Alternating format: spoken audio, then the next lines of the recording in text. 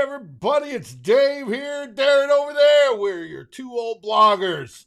2+ decades worth of writing about your Minnesota Vikings. And we're here today to break down the Minnesota Vikings 2022 and 2023 because we go into 2023, hopefully a long way into 2023, like as in February schedule. And then for the second part, Darren over here has some worries about the backup quarterback. What is there to worry about? We got Sean Mannion. We'll get into that. And then thirdly, in part 3 of Darren's Breakout series, we're going over probably the best corner on the team. Why do we say that? We'll show you why with Cameron Dantzler right after this new roll-in.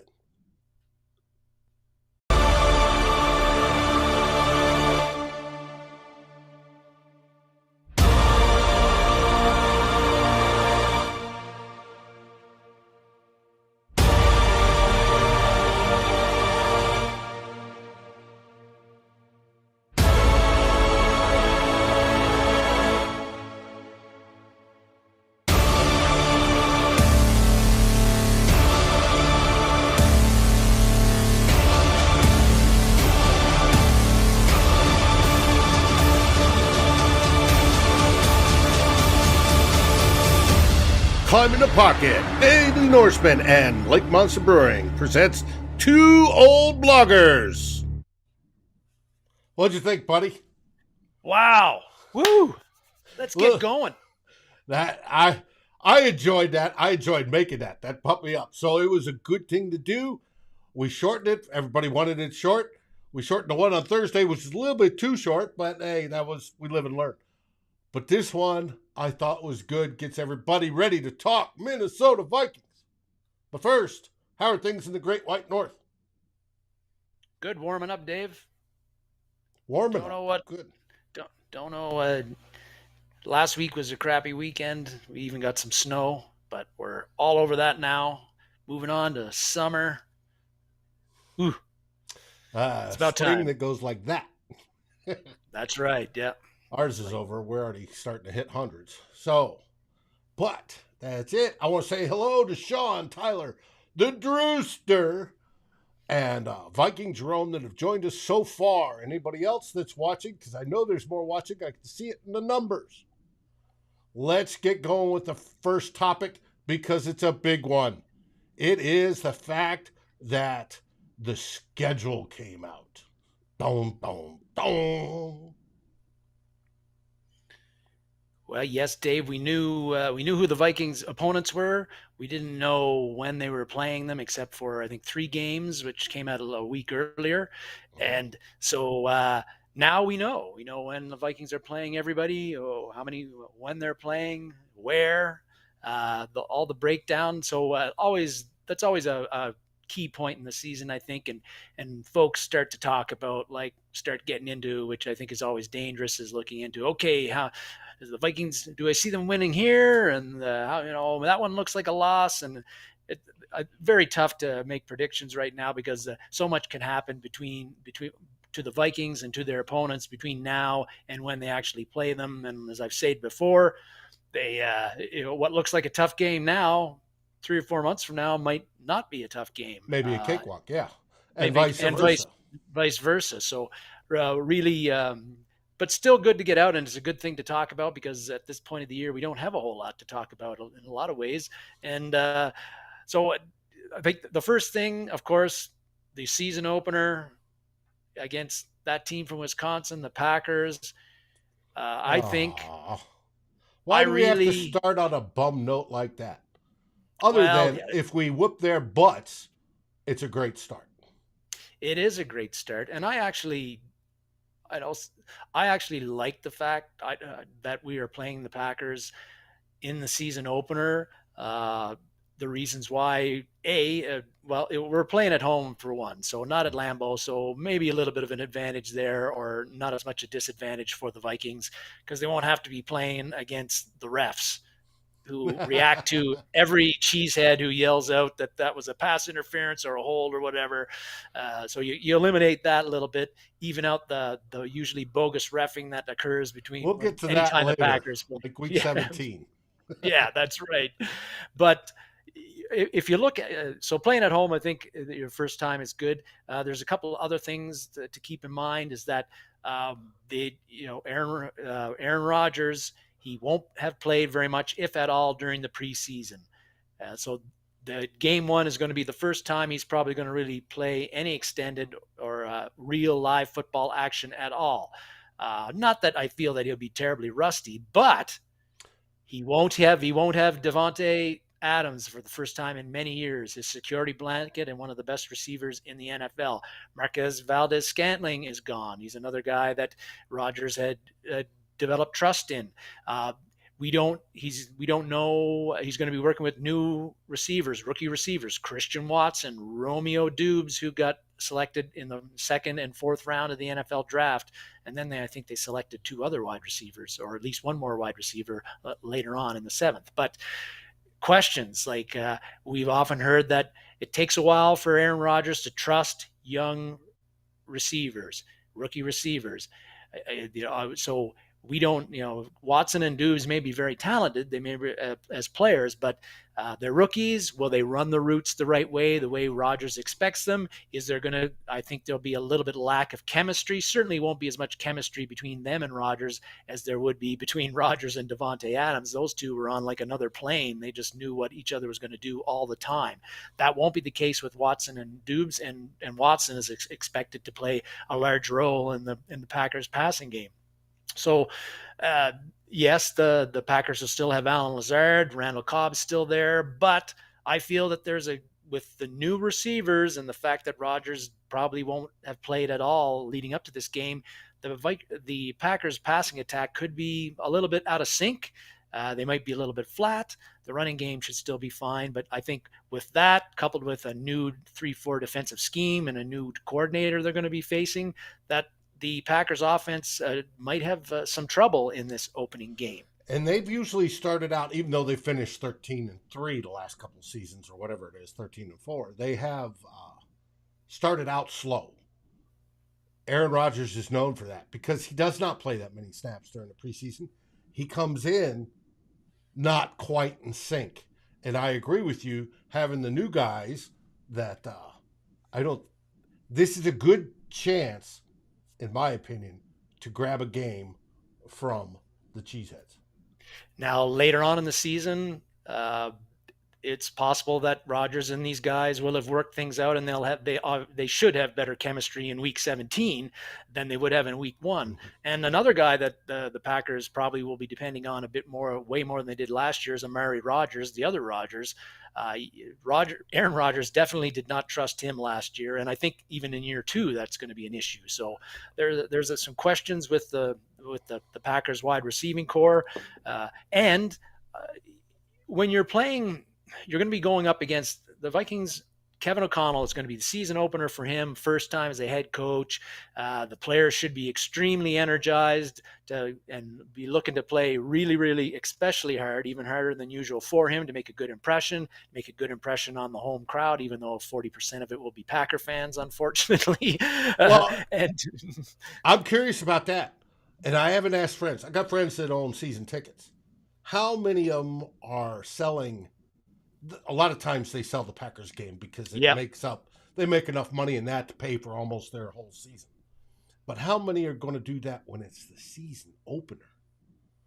Generally, they like to go to the season opener. Mm-hmm. Yeah, that's a good point, Dave. Along with that, I think that this is going to be. Imagine you got Kevin O'Connell, first game as a head coach, new team, a lot of new players, but some same players, but they're going to be energized, and you're going up against. I like the fact you're going up against a team that's won the division the last 3 years, a team that's gone 39-10 in the last 3 years, outstanding record. Mm-hmm. Like, what a tone setter to the season for the Vikings to play them and beat them. And like I said, there's reasons that that the Packers offense in particular could be off in that game. So I like us playing the Packers in the season opener at home under these circumstances. And imagine, again, great tone setter. If you win that game, David, you go into the next week against a tough Philadelphia team on the road with a ton of confidence. You are going to be, you're going to be playing against a very tough defense, especially the front seven, but at a tough place. But also, and yes, the Eagles traded for A.J. Brown. They have Devontae Smith. But Jalen Hurts is a quarterback, while very mobile, has a lot of issues on as far as passing the ball. And that road game is a pretty good road game to start the year and very winnable, especially if you're able to beat the Packers at home and go in there on a high note. And then you're 2-0, and your next three games are, as we can see, are at home against the Lions, home against the Bears, and you got a road game against the Saints, which should be tough, except you're not playing in the Louisiana Superdome. You're playing overseas, where the Vikings have done very well. So there's an excellent chance, if the Vikings can win that first one, that they could go in that 5-game stretch. We could go 4-1, or dare I say 5-0.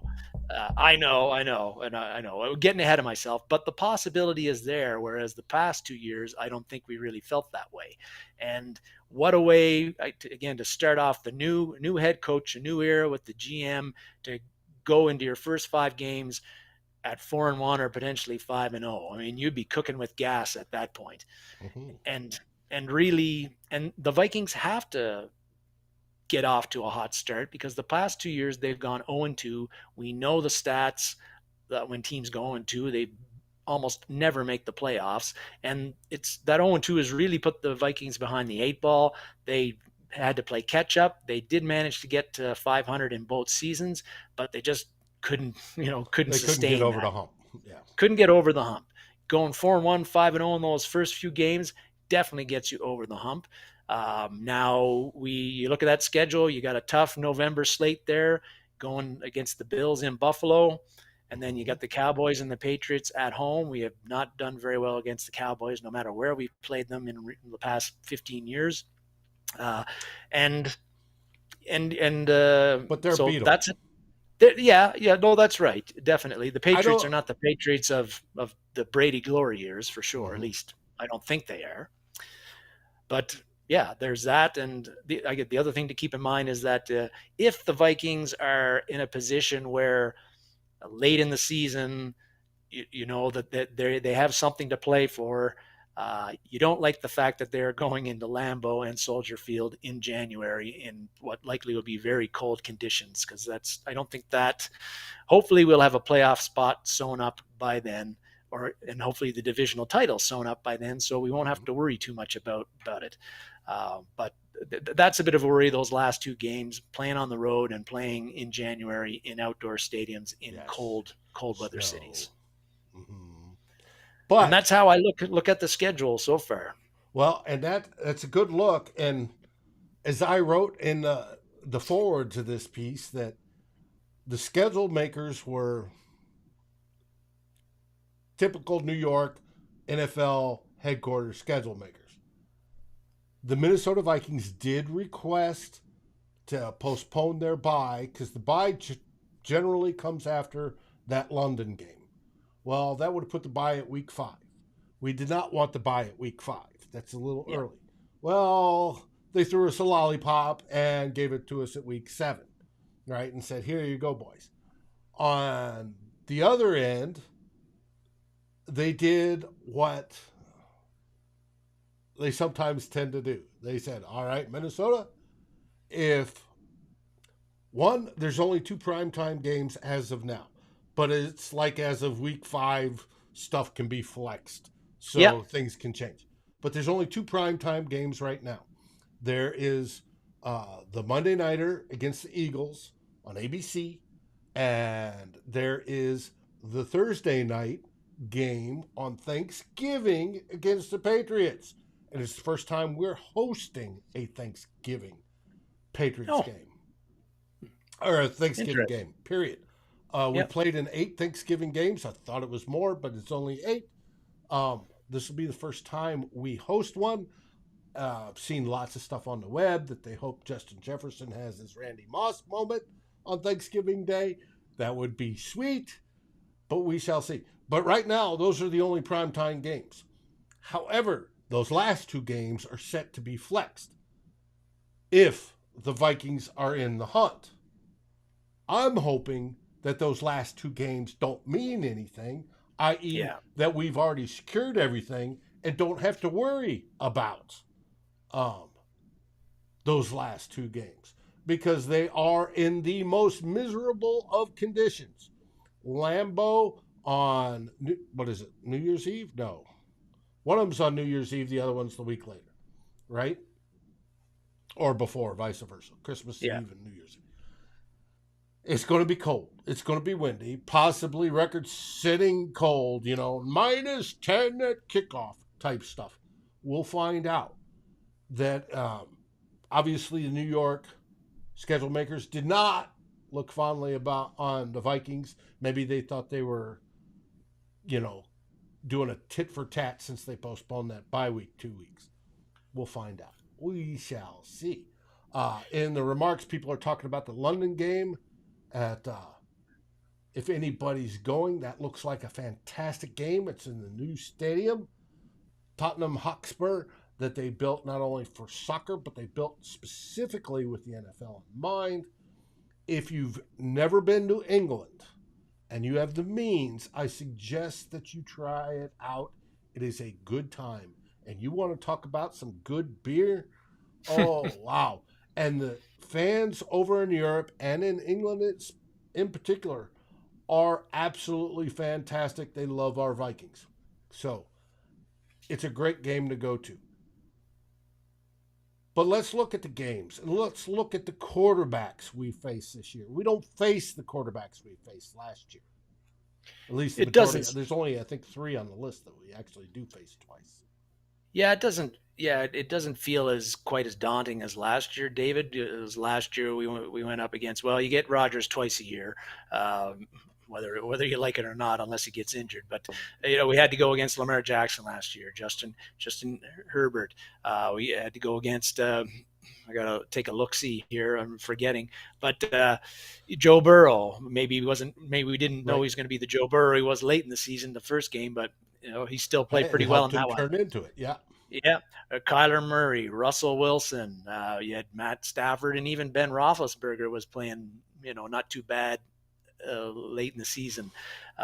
This year, we get Murray again and Rodgers again, and we likely won't be lucky enough to miss facing Dak Prescott when we play the Cowboys. We only get 3 this year that I counted: Murray, Rodgers, and Jared Goff. But let's play a little game. You got Josh Allen on the schedule too? Yep. Who's got the better quarterback? We play the Packers twice. Let me bring up the other one of him. We play the Packers twice. Aaron Rodgers. Who's the better quarterback? Aaron Rodgers or Kirk Cousins? Aaron Rodgers. I agree with you 100%. Now, I do hope Aaron Rodgers is a little rusty at the beginning of the season. And hopefully he's hitting that age cliff and, but we'll see, Didn't look like it last year. Mm-hmm. Yeah, but it's bound to happen. Shut up, Aaron. Anyways, we have Aaron Rodgers, of course. We have, let me find my spot, Kyler Murray. This is the second one. We played him last year. We play him again. Little mighty midget. Normally when I do graphics, if the quarterback has his arm above his head, it makes him look taller. For some reason, Kyler Murray looks even shorter. It is what it is. We have Dak Prescott, because last year we didn't play Dak Prescott. We played their backup and still lost. God, that was disgusting. This year we have Dak Prescott. So, who's better here? Kirk Cousins or Dak Prescott? Well, most people would say Dak Prescott. I think that numbers-wise, they're quite similar as far as their passing yardage over their career. But I personally like Prescott because he's a little bit more mobile, and but that's and I think I'm also biased against Kirky. Well, and I forgot to ask about Kyler Murray. Yeah, well, again, Murray's a much, Bird much, movie. much, much, much, He's a much, much. dynamo. He's a dynamo, much, much, much, much better athlete. Not that Kirk Cousins is a bad athlete; he's playing pro football. But yeah, I take Murray over Cousins 100 times out of 100. Josh Allen, when we play the Bills Hey, there you go again. I'm in not Buffalo. in Buffalo. That's Allen all day there. And our heart goes out to the city of Buffalo with their tragedy today. Carson Wentz has made the move to the Washington Commanders. Pardon me, the Commanders. Who's better, Kirk or Wentz? Kirk Cousins. Absolutely. Wentz is streaky though. Jameson Winston. Crab legs Winston. No way that he is better than Kirk Cousins. Mm-mm. On to the next, please. Tua. 2-yard Tua. Kirk Cousins all day. Kirk Cousins all day. But I love the colors. Gotta love it. Back to Detroit. Jared Goff. Cousins. I don't care how many kneecaps are bitten in this game, these games. Cousins is a better quarterback. Chicago. Justin Fields. Well, it's Cousins right now. I think it depending on. I'm not anticipating seeing Fields take such a huge leap in play this year that I consider him a better quarterback than Kirk Cousins by next year. But the potential's certainly there. But as of right now, you'd have to say Cousins in a walkover on this one. Daniel Jones. Cousins. Let's move on. Zach Wilson. Same thing. Although there is another guy in his second year, hugely talented. The Jets have brought a lot of talent in on both sides of the ball this offseason, and maybe that makes a big difference. But Wilson's got to be shell-shocked from what happened last year with all the getting sacked all the time and all of the interceptions he threw up. He kind of got a little bit better towards the end of the year, as the Jets did as a team themselves. But I don't worry about it. I actually hope he's horse shit. But I think for a young guy, it's tough for them when they have a difficult rookie year like that. It seems to like really bounce back and go up, upwards and onwards, but we will see. But Cousins especially certainly think so in New York. The New York teams, the New York press just vilifies them, and it's hard. It's a hard start for a player in New York. So this one is Cousins. Matt Ryan moves from Atlanta to the Colts. I would say this one would be almost even. I might even give it. Might probably give it to Ryan just a little bit, and I think Ryan is going to be a difficult. Not that he's unreal, but really smart QB guy. He's seen it all in his life, and you kind of wonder he won't have a whole lot to throw to in Indianapolis this year. But he's gonna have to like that offensive line that he's going to be playing with, and Jonathan Taylor, who as his running back, assuming Taylor stays healthy. That's pretty good helpers for Mr. Matt Ryan. But I'd say this one's about even. And then the last one is Jalen Hurts. Well, Cousins is better. Hurts certainly was better last year than what we saw in the rookie year, but Hurts had some games and some stretches of games where he just looked god awful. In the games that I watched, and did not look like a guy that you would want as your starting quarterback long term. And I actually don't even think the Eagles are all that sold on Hurts long term. We'll see next draft year what they feel about that. But Cousins definitely, I give Cousins as the better quarterback here. Now, why I asked all that, and when you go down the schedule, is that my first thing when I look at a matchup as to evaluate who's going to win and who's going to lose is I look at who's got the better quarterback. That's the first thing. Then I go on to, well, then who's got the better offense, offensive line, defensive stopping the points, and then I look that. But my first spot is who's got the better quarterback. I think Drew goes about this the same way. But if you can pick out who's got the better quarterback, and you look down that list, the Vikings are in pretty good shape. as we look at the whole season. And then we'll get in later. I'm sure there's many times we're going to go through this schedule and look, call wins and losses, but we're going to look at, all right, who had a good team prior to this last season? Do they have a new quarterback? Do they have the same quarterback? How good are they? Et cetera, et cetera. And all that'll figure in. Make sense? It does, yes. But again, got a Vikings going to be really important, I think, for them to get off to a good start with a new head coach, new general manager. If they go like 1-3, like they did the past 2 years, or early on, lose games that we think they should win, that the fans think they should win, that's going to be that could really have a stop the momentum and really put a bit of a dent into Kevin O'Connell and this positive, all for one for all culture he's trying to build, and how we're, Communication, yeah, cooperation, yeah, yeah, collaboration, yeah. all the It C won't words.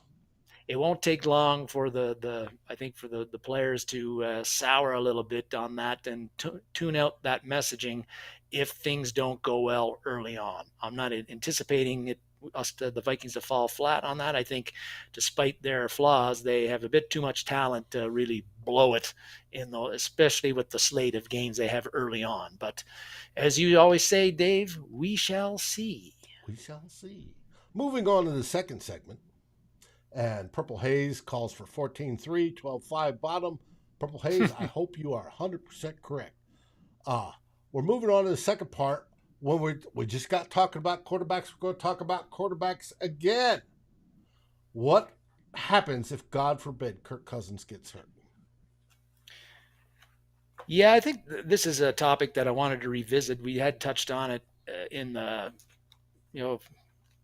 back around free agency, but even though there's a lot of things that I've liked about what Kwesi Adofo-Mensah has done as far as building this team and what Kevin O'Connell has been doing and saying, really, I am not really all that happy about how they've handled the backup quarterback position, and the fact that they seem to be, at least right now, content to.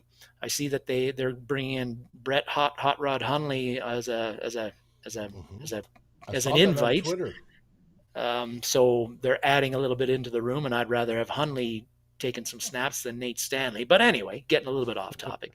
But the signing of Sean Mannion indicates that Mannion is going to be, at least for now, he's the backup to Kirk Cousins. And I really, really am worried about that.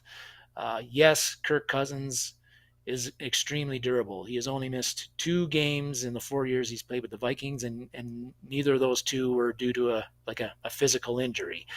He got sat out the Chicago game a couple of years ago because it didn't mean anything, and last year he missed the game because he got COVID and he couldn't play. But otherwise, he's been basically healthy, no injury issues, hardly ever even on the injury report.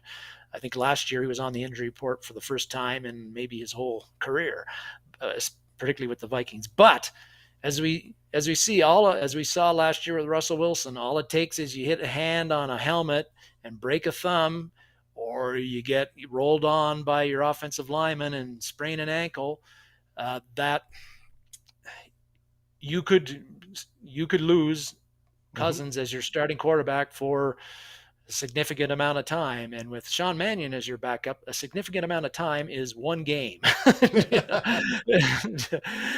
I don't understand why the Vikings have decided to run it back with Mannion, bringing him back. Yeah, sure, he only cost like basically 1.3 million, and they did have some salary cap issues. But here's a guy. He's into his 7th year in the league. He's only started 3 games. In those 3 games, the team is 0-3. In those 3 games, he's only averaged 150 yards passing in that. One touchdown pass, 3 interceptions. There is no mystery to Sean Mannion. Great arm, very strong arm, but he is not a quarterback that you want starting any games in the NFL. I think that's proven. So I don't know why you've got him as your backup for yet another year.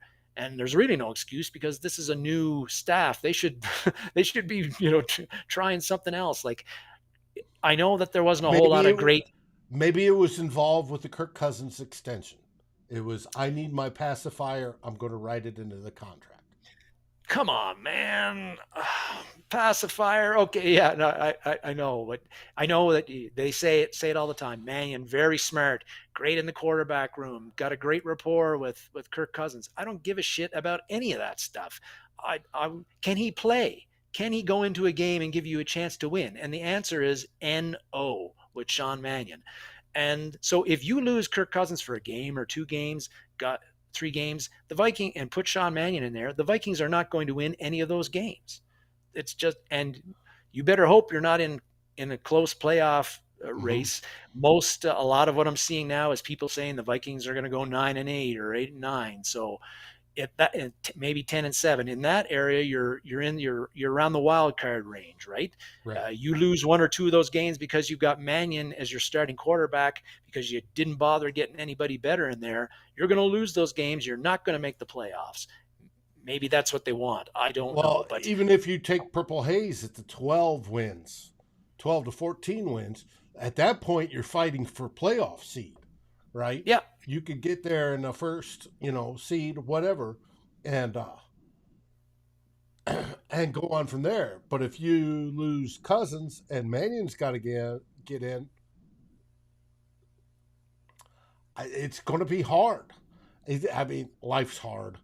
NFL's hard. Of course, you don't have a backup that can come in and win you games, except for on rare occasions like in 2017. Speaking of which, Well, yeah, I I know there wasn't a whole lot of the backup quarterback market is always milk toast. It's usually mhm, not all that great, but and I know it's everybody was watching. I get it. It's not 2017 anymore. I know that. That was probably a flash in the pan. But the Bills, obviously, they value the backup quarterback position because last year they went out and got Mitch Trubisky to be the backup. And you can say what you want about Trubisky, but as a backup, he's not a bad option, I think. no, He can do some things and probably keep your head above water for a few games. Case Keenum, the Bills traded for him. They gave up a 7th rounder, and when they got Keenum restructured his contract, so he's only costing them 3.4 million. Now, so it's not I would have bad. been very happy. I would have been very happy for the Vikings to do a similar deal. Like you're telling me that Keenum wouldn't be more viable than Nick Muse, who we selected in the 7th round this time. We could have fit him under 3.5 million if he was going to restructure. That was a deal I would have been very happy for the Vikings to get. And you get Keenum again, not 2017. I'm not under any illusions about that, but Keenum has a proven track record. He can go into a game and he can win games for you, or at least not lose them for you. Right. Well, Sean you hope a Mannion is not backup that wins guy. that 50-50 range. Right? Wins half, Yeah, loses half. If you got that, you've got a good backup. Case Keenum in 2017 obviously caught that horseshoe around his neck and did outstanding. We had best defense in the league, whole bunch of weapons. He did great. So, but he's that guy that can win you at least half the games. Mitch Trubisky could. Mitch Trubisky may get the starting job in what is it, yeah, the Steelers this year. the We'll Steelers. Yeah. see. Um, So if they didn't, the Vikings decided they were going to roll with who they're going to roll with, then they need to they got to know what Mannion is, right? So they're obviously hoping and expecting that Kirk Cousins will play every game, every snap, and we sure hope that's the case this year. But I the to- also hope, and I've said it before in this show that I really hope that if Mannion is the guy you're bringing back in your quarterback, then Kevin O'Connell and Kwesi Adofo-Mensah and the whole offensive staff, Wes Phillips, they have got to better have a plan for Kellen Mond to coach him up and see what they've got with him. So hopefully Mond outplays Mannion and Mond shows that he can be the backup for this team. and we That's said this last year. We can keep yeah, Mannion as quote the number two, and he's the professional clipboard holder and the guy talking into the quarterback's ear. But I expected last year even that Mond would be, if Kirk ever got hurt, Mond would be the guy that came in, and Mannion would continue to be the professional clipboard holder talking into the quarterback's ear. It didn't happen. Hopefully this year we can see more of Kellen, his development, and that the fact that we do have Kevin O'Connell, who is a quarterback's coach, that we can actually see growth in Mond and see what he actually does have. And if he isn't there, that we can see building upon. Hopefully Kevin O'Connell can get him there to at least the backup level as a quarterback, because we don't have anybody else. No, and yeah, you're right that you've got an offensive minded, you got a former quarterback as your head coach, is coach quarterbacks, and again, they've got to have a rock solid plan for Mond and really invest in developing him. Whereas last year, Zimmer couldn't have cared less about the kid doing anything with him and seemed to even kind of hate him, which seemed odd. I think that was the Zimmer Spielman clash that went into all that. But that's juvenile. Part of that plan for Kellen Mond has to be the preseason in the 3 games. Kellen Mond has to get like 85% of the snaps. Let's see what he can do. Has he really progressed from last year when he looked terrible?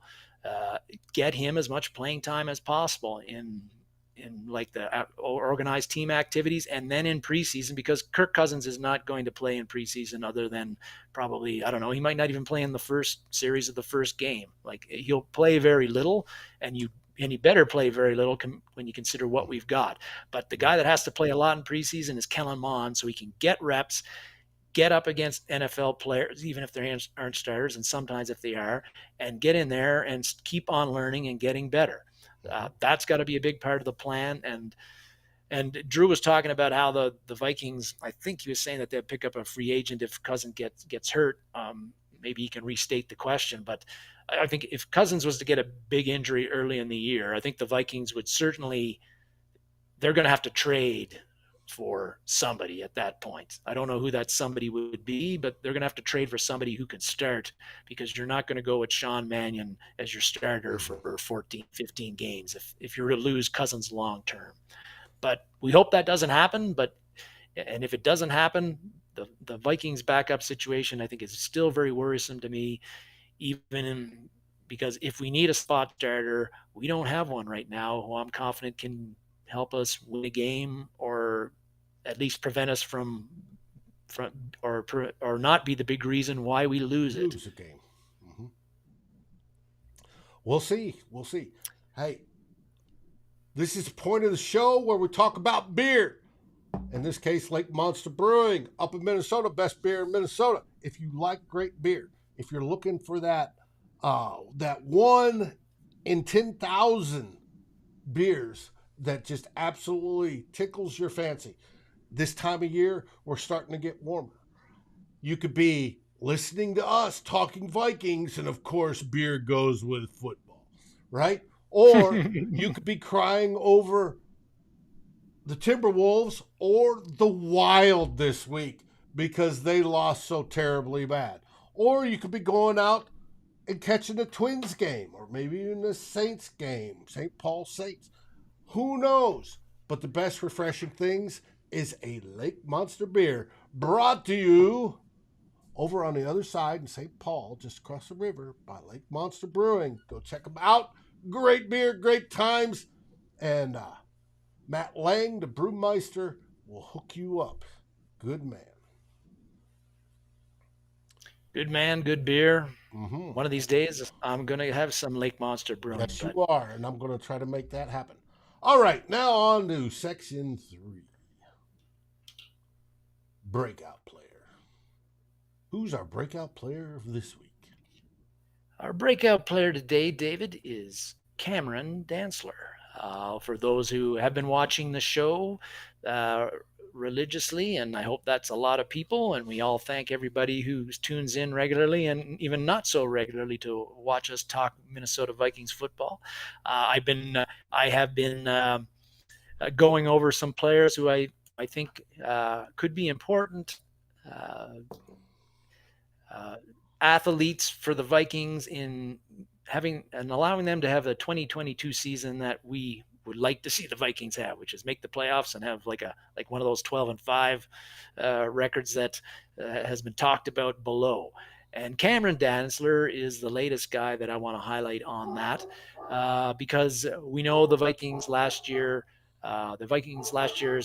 secondary struggled particularly the cornerbacks, and that's putting it mildly. And this year they have tried to address that. They again a few weeks ago they drafted Andrew Booth in the second round out of Clemson. They also drafted Caleb Evans from Missouri in the fourth round.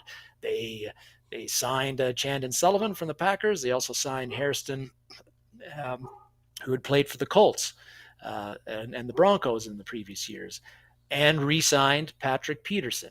So they have grabbed some athletes at that position to address a very not very deep and very weak position. However, I think that Dantzler is a hugely important player for the Vikings secondary in 2022, and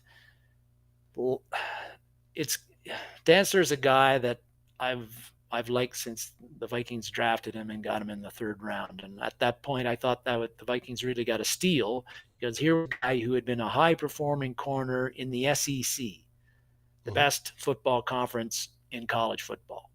He went up against all the top dudes and held his own, and more than held his own during that time. To get him in the third round, I thought was a real steal for the Vikings. And he dropped there because he didn't run as fast as some of the other guys. But I always liked him. And here's a guy last year, Pro Football Focus, again, disclaimer, yeah, we know it's Pro Football Focus and not everybody agrees with their rankings, but he was as you see on the board, 17th ranked cornerback in the NFL. That's pretty good. Not so were the other guys, though, that were playing more than him. Guys like Patrick Peterson, there you go, got him up again. Bashaud Breeland and Mac and Cheese Alexander. You can see the rankings there, PFF rankings on the screen. Pretty terrible. I mean, Peterson's rankings, which of course he has always strongly disagreed with on his podcast. Oh, yes. But 57 isn't, it isn't horrible. Well, horrible, if you think about it, all right, the PFF rankings and where these come from are corners with minimum snaps that started. Yeah. All right. If you count 3 corners per team, that's 96 corners, right? Mm-hmm. 57 is in, closing in on the bottom third. If you agree with Pat P saying they didn't throw to his side, and when he did the right stuff, and PFF doesn't know what he talks about, okay, great. Move him up halfway. So he's in the middle.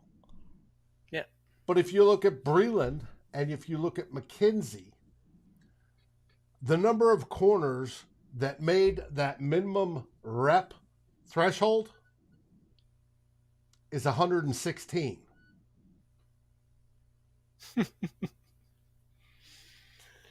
And Mackenzie Alexander was 116.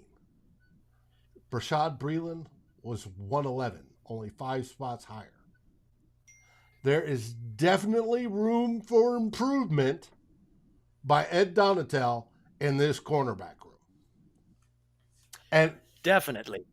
And if you take that number 17, same values, same, grading standard, and Tiny Dantzler was number 17, I think you have something there. I like Tiny Dantzler coming out. The one thing I worried about is his size. He has bulked up some more.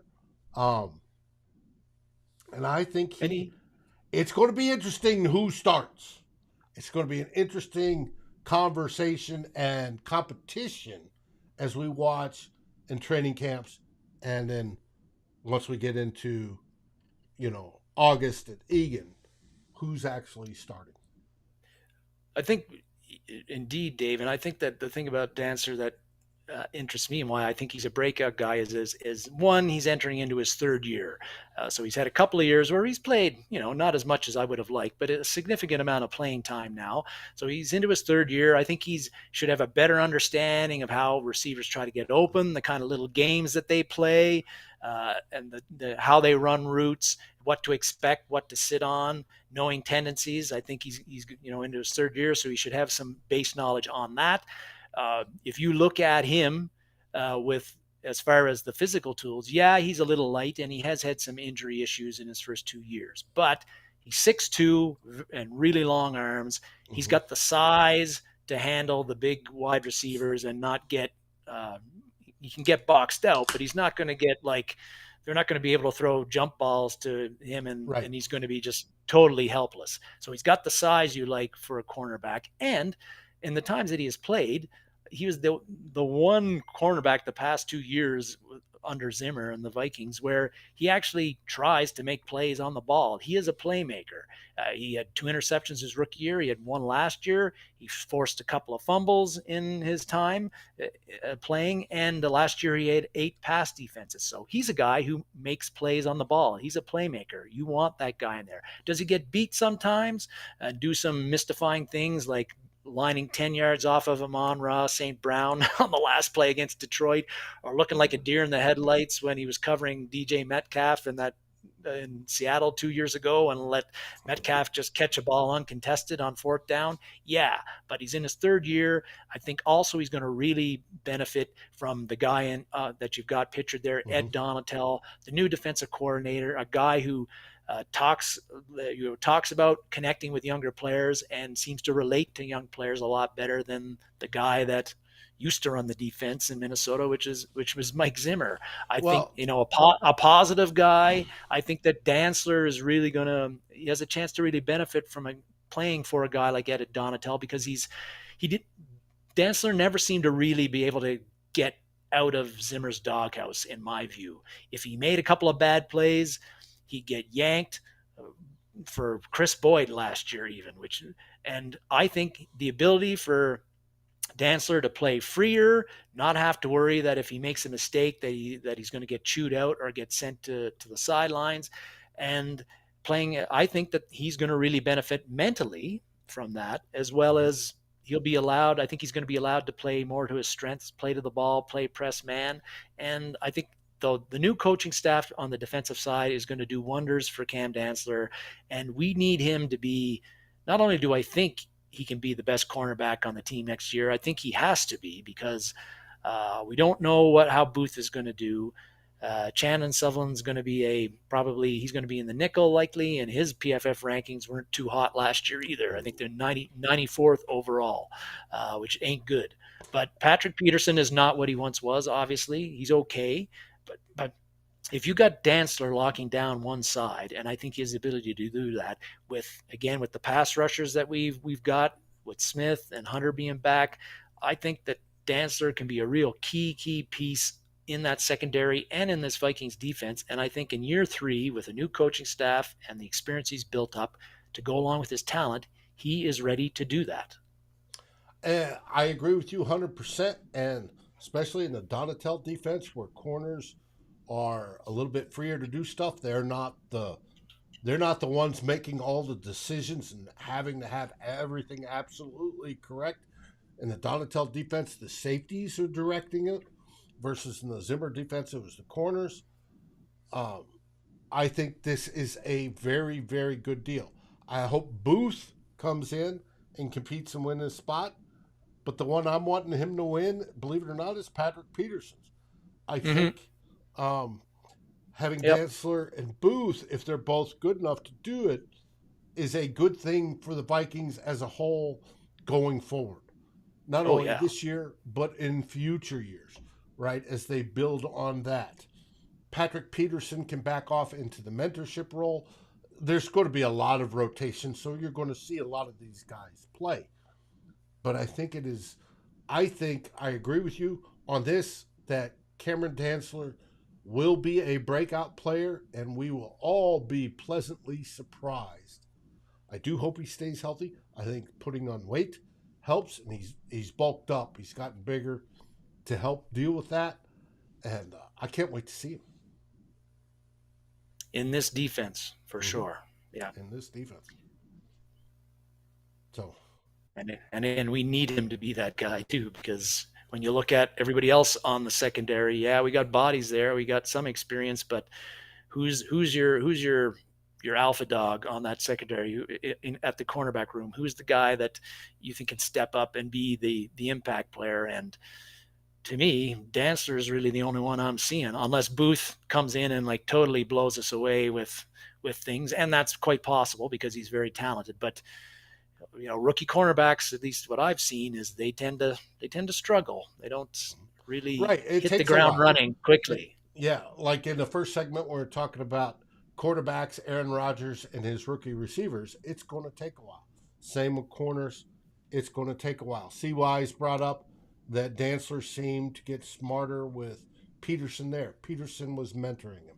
I hope to see that continue. And Peterson, even on his show, talked about, encouraging him, because I think Peterson sees something in him. So I think it's a good thing. And I think he's a great breakout selectee. One of the four, hopefully all four hit, and we'll go from there. And there'll be one of those 12, 14 wins seasons like Purple Haze calls for.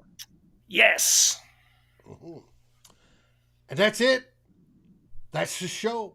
We've gone over all three segments. Is there anything else you'd like to wrap this puppy up with? I was thinking this was going to last 2 hours. Well, I talk fast. Well, that's all right. No, nothing. Really, nothing to add, David. But just that I think, good to get the schedule out and get an idea, get a feel for how the Vikings season is stacking up as far as what we can expect them to. What kind of road they're going to be facing early on, middle of the season, late in the season. So good to get that out of the way, and we'll be talking about the schedule continuously. A couple more times between now and when the season starts, I'm sure. Yeah, for sure. And we hope that thanking everybody for tuning in too. That's right. We hope that Kirk Cousins stays healthy, and that Cameron Dantzler earns that starting spot. And the battle is between Booth and Patrick Peterson. We'll see. Who knows? What do we say?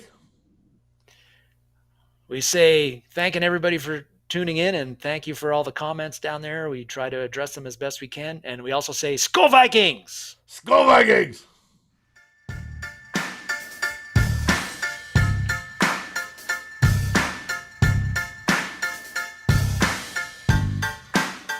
Thanks for watching. Like, subscribe, and ring the bell, and rate us on your favorite aggregator.